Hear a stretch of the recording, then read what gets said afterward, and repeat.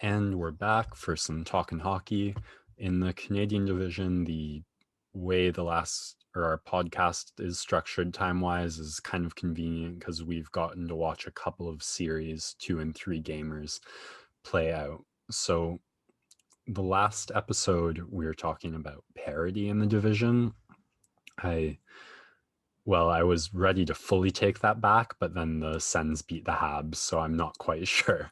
But we have gotten to see the Canadian division play out a little more in terms of where the hierarchy's at.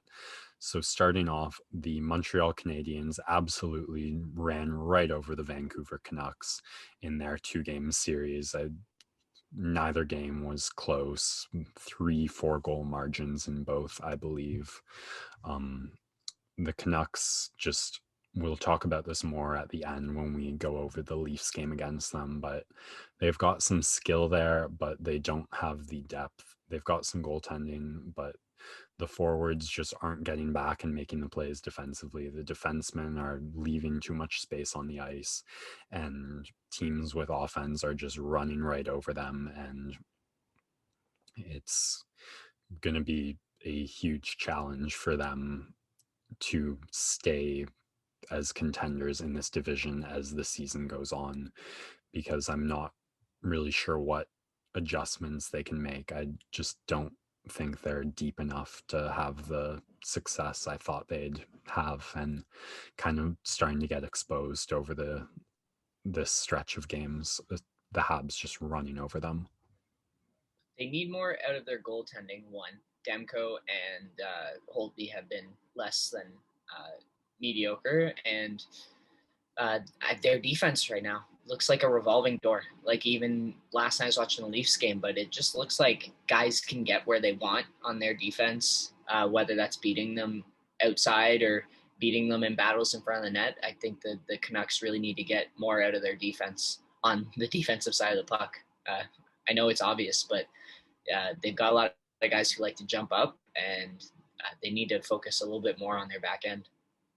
Yeah, I'm not too sure about the goaltending. I think it's more on the players than the goalies for this. I mean, Demko obviously showed crazy flash of brilliance last playoffs, and the Canucks betting on that when they decided to let Markstrom go and pick up Holtby in his replacement. So you knew that was a bit of a downgrade, but 25 years old for Demko, so plenty of time, but this starting to look like this isn't going to be the Canucks year.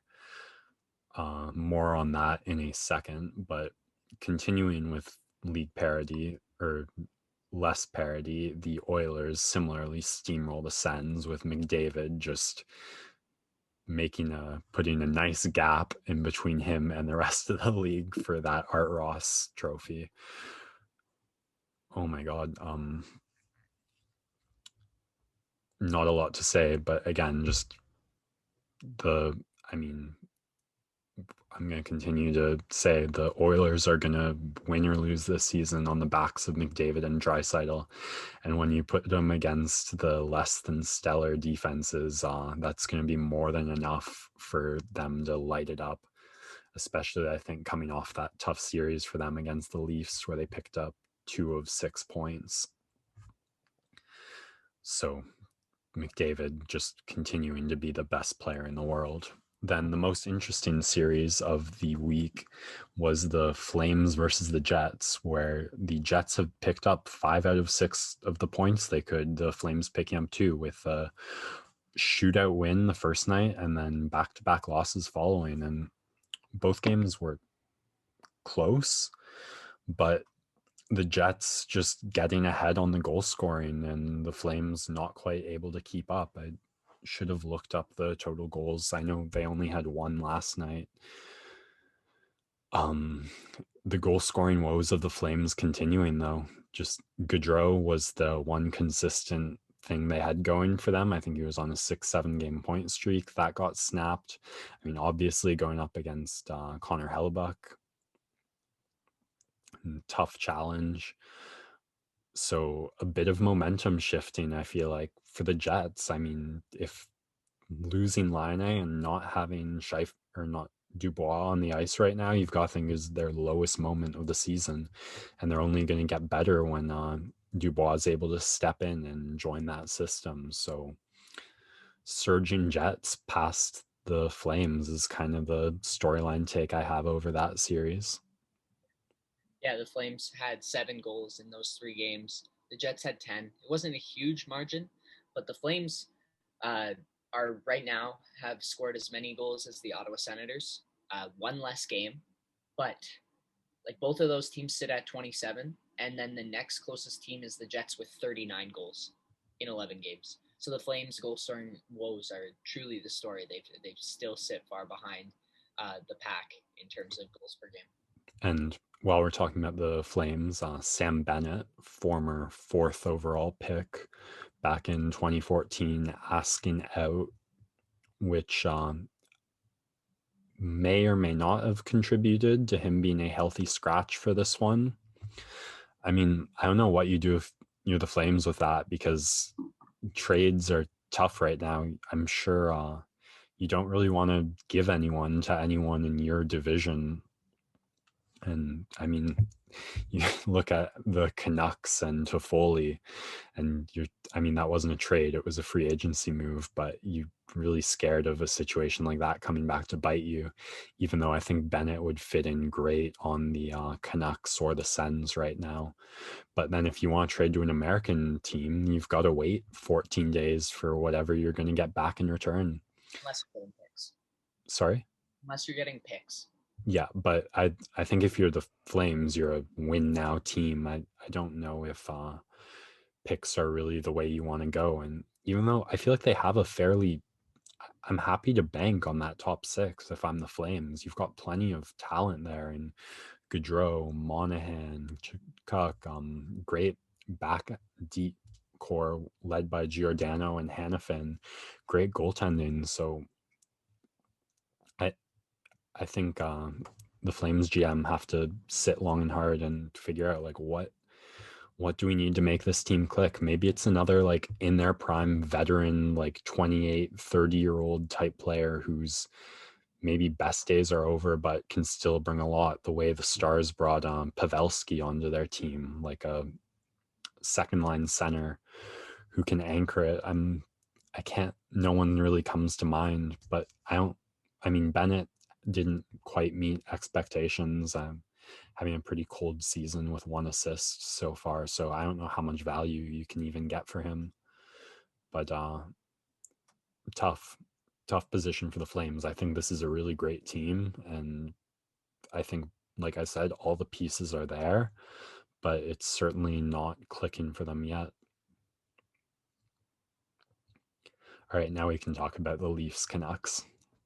Before we get there quickly, I just want to touch on a team outside of the North Division, and that is the Boston Bruins. I'm sorry, hate saying even their name, but they get David Pastrnak back, who arrives with a hat trick against the Philadelphia Flyers a couple nights ago.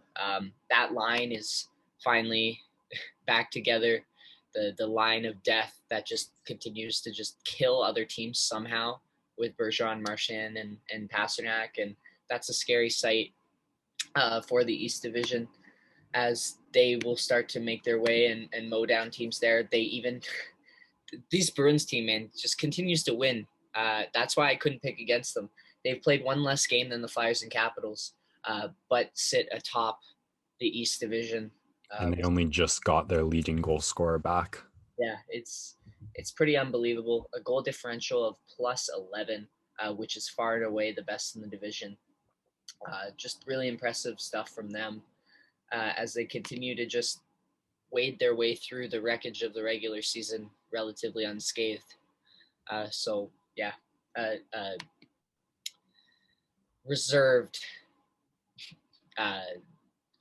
congratulations, I guess, to the Boston Bruins. The most comfortable we'll ever be giving the Bruins congratulations this season. Yeah, but no in our division. Speaking of hat tricks, my number 1 Toronto sporting moment of the week, of the month, Jason Spezza at 38 years old putting up a hat trick against the Canucks.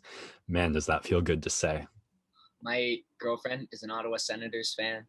Her parents are both Ottawa Senators fans. In the group chat, Jason Spezza got a hat trick. They're both there thinking, what the heck is going on? They're so rattled because they were not a fan of Spezza when he left the Sens. They hate the drop passes, which I can vibe with.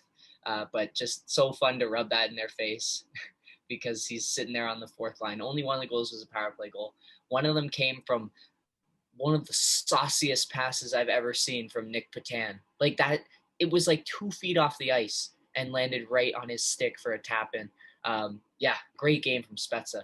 And that's what I was saying. We need a third or fourth line guy to really step up. The third line has given energy, but really not much from Kerfoot, Mikheyev, and I don't know VC. But yeah, it's fantastic to get contribution from the fourth line, specifically from Spezza. Yeah, and that power play goal was so beautiful too. Just the way he sat at the top of the blue line, made himself space, stepped in, fantastic screen by Hyman, and then just so great to see. Like 38 years old, you still got it. I mean, what a story, going from being scratched in the home opener with his family in the stands by Babcock to being a key part of what might, or soon to be, hopefully, the number one team in the division. I I mean, from the face-off success, the power play contributions, heading a fourth line that is bringing much needed energy, and yeah, I mean, I love the speed of Mikheyev when he gets the puck, but I feel like it's just a matter of time before he starts popping in some shorties. Similarly with Kerfoot, he had one play in that game where I loved it. He took the puck, he skated it in, he wound his way through, but then he ended up kind of in top middle of the offensive zone and he didn't know what to do with it. And he ended up like dropping it, turning it over. So I think Mikheyev and Kerfoot have some real potential with speed. Obviously, with the Thornton injury right now, Hyman not on that line. I mean, VC, another speedy type player. So there's a lot of offensive potential there, but maybe you want Hyman back on there for grit. It'll be interesting to see what Sheldon Keefe does when Thornton returns. Obviously, he's still tweaking the lines. I'm pretty happy to see Wayne Simmons on that second line. That's kind of where I thought he'd be when the Leafs picked him up. But yeah, it's Tavares finally getting his first 5-on-5 goal of the season. Nylander with a game high 3 points. Matthews continuing the goal scoring streak with 2. Marner, I think, is on a nice point streak. Freddie finally looking mostly steady. I don't know, that it was a bit tough when they kept scoring, getting ahead, and then the Canucks going right back. I think they had 2 goals each within like a minute or less. So that was a little like, but they pulled it out. And I mean, when you're the number 2 team and your rivals, the Habs, are the number 1 team and they just steamroll the Canucks, that's exactly what you want to see. And in the end, that's what the Leafs did. So it's nice to see them do what they're supposed to do for a change. It was a great night last night to be a Leafs fans Yes. as the Sens get the win over the Habs, which was lovely. Uh, I Yeah, got how about that? The Sens, the bottom team with wins over the top 2 teams. I mean, the Canucks, the Oilers, the Flame. I don't think the Flames have played them yet, but the Jets all decimating the Sens, and then the Sens getting wins over the Leafs and Habs. I mean, momentum's a bitch in hockey. Those 2 very late goals for the Sens against the Habs, and then Matt Murray, one of the last goaltenders you want to see in the pipes when you have a comeback to mount. And the Habs did their best. They absolutely outscoring chanced the Sens late in the game, but Murray stood tall. And I think when Stutzel is leading or sparking the team in points like that, there's just so much like energy that's going to give you. All right, I got some facts, some cold hard facts. If Connor McDavid and Leon Draisaitl vanished from this planet and never returned, Mitch Marner would be leading the NHL in points. I like that cold hard fact. Fact: John Tavares is 6th in the league in faceoff percentage, but he's second place on the Toronto Maple Leafs in face-off percentage to Jason Spezza, who is third in the league in NHL face-off percentage. Fact. So incredible face-off percentage from these two lads. Fact. The big four all have double-digit points on the season. Where's that money talk now? The money's talking. The Leafs are winning. Fact. Feels good. Fact. Just good to see the kids play into their potential. Obviously, there's still a long ways to go, but this is the best they've looked in a really long time. And so just enjoying the ride right now, because there's going to be a couple week stretch here where we get frustrated and they take their foot off the gas and they make some terrible mistakes and they have some lackadaisical efforts and they have some periods where they just disappear, and everyone's got questions about Freddie and everyone's got questions about Marner stepping up and where's Tavares and who's going to step up for our last two lines. But right now, there's a softie. Enjoy the success. Yes, my dad loves to say he's a hair skater. There was Nylander drew a penalty behind the net that kind of cracked me up. Like he got hit by the shaft of a high stick and he just like spun around and skated away from the puck. That kind of killed me. Discombobulated. Yeah. But alas, we move along and the Leafs sit atop the North Division. Yeah. Will we still be there by the end of this weekend? Who knows? Yeah, I mean, we've got 2 more games, I think, against the Canucks, and so many of the goals were just stretch open ice. Like we were able to move the puck the way we wanted to move the puck. That was it Tavares's goal, I think, like Riley to Nylander, Nylander to Tavares, obviously the sauce by Patan. Just this stretch of games against the Canucks, hopefully letting the Leafs get a little more comfortable carrying and moving the puck. I mean, I love the puck possession system that Keefe has run. And I feel like just the more time and comfort they have playing with the puck and more building the chemistry, just the better this team's going to get.